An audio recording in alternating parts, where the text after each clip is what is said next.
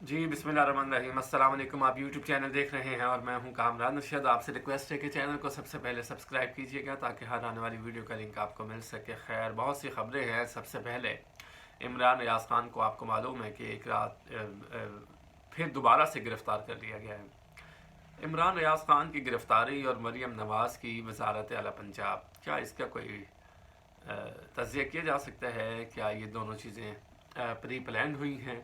ये काबिल वक्त बात है, लेकिन कहा यह जा रहा है जी इमरान रियाज खान की जानिब से कि मरीम नवाज शरीफ साहिबा को मुझे हथकड़ियाँ लगा कर उनको सलामी पेश की गई है और उनकी खुशी का इजहार किया गया है कि देखें, इमरान रियाज खान को गिरफ़्तार कर लिया गया है। अब इतना ही बोगस और इतना भोंडा केस है कि इमरान रियाज खान का एक फार्म हाउस है चकवाल में, जहाँ उनके करीब से एक झील गुजरती है, तो उसके ठेके पर बात है। तो उसमें वो ठेका जो पहले दिया गया था वो 1 करोड़ तो कुछ पैसों में दिया गया था, लेकिन जब इमरान रियाज खान ने वो ठेका लिया तो वो फिर उन्होंने 4 करोड़ तो 30 लाख गालिबन उतने का ठेका लिया। और साथ उन्होंने ये भी कहा कि अगर इसके ज़्यादा पैसे बनते हैं तो मैं देने के लिए तैयार हूँ। लेकिन इस केस में उठा लिया गया है और अब वो जेल में है। तो ये देखता है कि इमरान रियाज खान को ही क्यों निशाना बनाया जा रहा है। तो इस तरह तो अब सहाफ़ी तो मुझे ये समझ नहीं आती। वैसे सहाफ़ी हम सब के लिए आवाज़ को बुलंद करते हैं, हक़ की आवाज़ का साथ देते हैं, लेकिन हमारी सहाफ़ी बरादरी भी हमेशा इमरान रियाज खान के मामले पर खामोश रही है। ना कोई प्रेस रिलीज़, ना कोई बयान, ना कोई प्रेस कॉन्फ्रेंस। मुझे आज तक ये समझ नहीं आती कि ऐसा क्यों हो रहा है। तो बल्कि मैं ख़ुद ये समझना चाह रहा हूँ कि ये ऐसा क्यों होता है कि हमारी सहाफ़ी बरादरी, एक सहाफ़ी जो इमरान रियाज खान भी एक सहाफ़ी हैं और एक सहाफ़ती शोबे से वाबस्ता हैं काफ़ी अरसे से, तो हम उनके लिए आवाज़ क्यों नहीं उठाते? उन्होंने ऐसा कौन सा गुनाह कर लिया कि जिसकी पादाश में उनको बार बार उठाया जाता है और हमारे यहाँ से जो हमारी तंजीमें हैं वो भी इस पर कोई गुफ्तगू नहीं करती, कोई बात नहीं करती। तो ये तो आने वाला वक्त बताएगा कि ये मामला कहाँ पे जाता है, लेकिन ये बड़ा ही बोगस और भोंडा केस है और इसका कुछ भी नहीं निकलना। तो देखते हैं कि अब सहाफ़ी बरादरी और इमरान रियाज खान के साथ क्या होता है, सहाफ़ी बरादरी उनके लिए क्या करती है। आगे चलते हैं जी। मरीम नवाज शरीफ साहिबा, जैसे मैंने अर्ज़ किया कि वज़ारत आला के मनसब पर फायज़ होने जा रही हैं। सबसे पहला सवाल ये है कि उनकी कैबिनेट में कौन कौन होगा, ये भी देखना है। और दूसरा सवाल ये है कि वो किस तरह से पंजाब को लेकर चलेंगे। पंजाब 61% है पूरे पाकिस्तान का और पंजाब का ट्रेंड सेट करता है पूरे पाकिस्तान का ट्रेंड। अब मरीम नवाज शरीफ साहिबा के लिए बहुत सारे चैलेंजेस हैं इसमें। नंबर 1 चैलेंज तो उनकी पॉपुलैरिटी है कि किस तरह से मुस्लिम लीग नून को वो दोबारा से पॉपुलर करना है। अब आप कहेंगे कि वो तो पॉपुलर है तो हुकूमत बना रही है। वो पॉपुलैरिटी नहीं है उनकी, ना उनको वोट पड़े हैं, जाली मैंडेट है उनका, यही तस्वर किया जा रहा है। तो अब पॉपुलैरिटी को दोबारा से गेन करना मुस्लिम लीग नवाज़ की, ये मरीम नवाज शरीफ साहिबा के हाथ में है। और यहाँ ये बात भी मैं कह दूँ कि हमजा शहबाज शरीफ साहिबा को वज़ारत आला नहीं दी गई।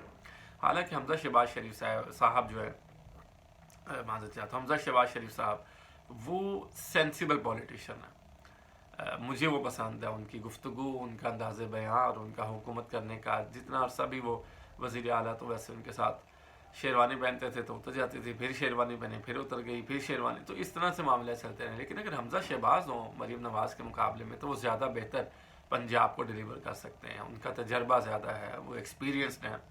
जब पार्टी पर जवाल और बुरा वक्त आया तो हमजा शहबाज ही यहाँ मौजूद रहे, आला क़यादत से उनके राबते रहे।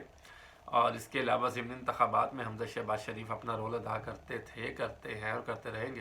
तो उनका तजर्बा ज़्यादा है, उनकी एक्सेस ज़्यादा है। मरीम नवाज शरीफ साहिबा जो हैं वो क्राउड पुलर तो है कि वो किसी जलसा जुलूस में जाएँ तो क्राउड पुलर है वो, लेकिन वो तंजीमी ढांचे से नावाकिफ़ हैं, तंजीमी मामलात से नावाकिफ़ हैं। हालांकि वो नवाज शरीफ साहब की बेटी हैं, लेकिन हर क्वालिटी हर एक में नहीं होती। ये अल्लाह ताला ने किसी को किसी क्वालिटी को दिया होता है, किसी को किसी क्वालिटी को दिया होता है। तो एडमिनिस्ट्रेशन जितनी है वो हमजा शहबाज शरीफ साहब से बेहतर कोई नहीं कर सकता अगर हम उनका कंपेयर करें उनको मरीम नवाज शरीफ साहिबा से। तो अब देखते हैं कि एक तो चैलेंज ये है कि मुस्लिम लीग नून को दोबारा से मजबूत पंजाब में कैसे करना है, किस तरह से इसके वोट बैंक को बढ़ाना है। सबसे बड़ा चैलेंज उनके लिए ये है। दूसरा चैलेंज उनके लिए क्या है पंजाब में, कि पंजाब में गवर्नेंस कैसे करनी है। अब गवर्नेंस का तजर्बा मरीम नवाज शरीफ साहिबा के पास कुछ भी नहीं। उन्होंने तो पहले कुछ भी नहीं किया, सिर्फ यही कि वो नवाज शरीफ साहब की बेटी हैं, तो और तो उनका कोई तजर्बा नहीं है, किसी ऑफिस को उन्होंने होल्ड नहीं किया हुआ। तो अब गवर्नेंस भी उनके लिए सबसे बड़ा एक चैलेंज मौजूद है। کہ کس طرح سے وہ معاملات کو لے کر چلیں گے۔ پھر اس کے بعد جو وفاق کے ساتھ کشمکش رہتی ہے پنجاب کی، اور پنجاب میں اس وقت کی جو ایک تگڑی اپوزیشن ہے پاکستان تحریک انصاف کی، اس کے ساتھ کیسے آگے چلنا ہے، یہ بھی ایک چیلنج ہے، کیونکہ پاکستان تحریک انصاف کے مینڈیٹ پر ڈاکہ ڈالا گیا۔ دوسری بات یہ کہ یہ پیپلز پارٹی کی اپوزیشن جماعت نہیں ہے، یہ پاکستان تحریک انصاف عمران خان صاحب کی اپوزیشن جماعت ہوگی، تو وہ تو پھر اپوزیشن جب وہ ہوگی تو وہ تو آپ کی ہر پالیسی پر تنقید کریں گے۔ پھر دیکھنا ہے کہ آپ تنقید کو کیسے برداشت کرتی ہیں، کس طرح سے معاملات کو آگے لے کر چلتی ہیں۔ تو یہ بھی مریم نواز شریف صاحبہ کے لیے ایک چیلنج ہے، اور ایک اور چیلنج ہے ان کے لیے۔ دیکھیں اب یہ آخری چانس ہے مریم نواز کے پاس کہ پنجاب کے اندر ووٹرز کو انگیج کرنا ہے۔ اب تو ایسے ضمنی انتخابات بھی ہوں گے، آپ کو پتہ چل جائے گا ووٹرز کو کیسے انگیج کرنا ہے، کیونکہ پھر مسلم لیگ نواز کو جو سیٹیں بنائی گئی ہیں اتنی بھی نہیں کوئی بنا کے دے سکے گا، کیونکہ حالات بہت تیزی کے ساتھ بدل رہے ہیں۔ تو یہ بھی ایک چیلنج ہے کہ مسلم لیگ نواز کو کیسے وہ اسٹرینتھن رکھیں گے، کس طرح سے سب کو ساتھ لے کر چلیں گی، کیونکہ یہاں پر ہمارے ہاں کی سیاست اور سیاسی کلچر اور ہے۔ اب دیکھیں چودھری پرویز الہی کی وزارت اعلیٰ کو لوگ یاد کرتے ہیں کہ چودھری پرویز الہی جب وزیر اعلیٰ تھے پہلے 1122 کا قیام کیا، کتابیں مفت دی گئی، اسپتالوں میں دوائیاں مفت دی گئیں، ایمرجنسی کو فری کیا گیا، یہ سارے پرویز الہی کے کام ہیں۔ اب پرویز الہی کے بعد مریم نواز کو وزارت اعلیٰ دینا ہے۔ میں بزدار صاحب کا نام نہیں لے رہا کیونکہ بزدار صاحب نے کچھ نہیں کیا، جو ماننے والی بات ہے، بزدار صاحب سے کچھ ہوا ہی نہیں سوائے اس کے کہ ان کے پاس ایک صحت کارڈ ہے، جس کا مریم نواز شریف صاحبہ نے جواب دیا تھا کہ صحت کارڈ نواز شریف صاحب نے لانچ کیا تھا۔ تو بھائی یہ باتیں نہیں آئیں گی۔ صحت کارڈ عمران خان کا انیشیٹو تھا، جس سے کہ PK میں پھیلایا گیا، پنجاب میں پھیلایا گیا، اسلام آباد میں پھیلایا گیا، اور جس دن الیکشن تھا 8 فروری کو، تو میں ایک گیدرنگ میں بیٹھا ہی بات کر رہا تھا کہ وہ بندہ کبھی بھی مسلم لیگ نواز کو یا پاکستان پیپلز پارٹی کو یا مولانا فضل الرحمان کو ووٹ دے گا جس کا علاج صحت کارڈ پر ہوا ہو، وہ عمران خان کو ووٹ دے گا۔ تو یہ ایک اچھا انیشیٹو تھا جو عمران خان نے لیا ہے، اور ایسے ہی آگے انیشیٹوز لینے کا ارادہ رکھتے تھے، لیکن معاملات اور ہو گئے ہیں۔ مریم نواز شریف صاحب نے کہا کہ میرے ایمبولینس چلائیں گے۔ پنجاب میں کھانے کو روٹی نہیں ہے، نوکری نہیں ہے، آدھے سے زیادہ لوگ فٹ پاتھوں پر سوتے ہیں، لوگ جو 3 وقت کا کھانا بناتے تھے گھر میں 2 وقت کا بناتے ہیں، اور آپ کے لیے ایمبولینس۔ یہی ترجیح ہے، پریورٹیز کا فرق ہے کہ کس چیز کو کون سی چیز چاہیے، اس کا فرق ہے۔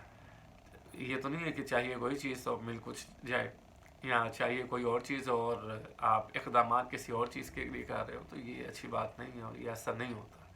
تو خیر اب دیکھتے ہیں آنے والے دور میں پنجاب کی صورتحال کیا بنتی ہے، جو بھی بنے گی آپ سے شیئر کریں گے۔ اپنا خیال رکھیے گا، اور اس یوٹیوب چینل کو آپ نے سبسکرائب بھی کرنا ہے تاکہ آنے والی ویڈیو کا لنک آپ کو مل سکے۔ کامران نشد کو دیجیے اجازت، اللہ نے کے بعد۔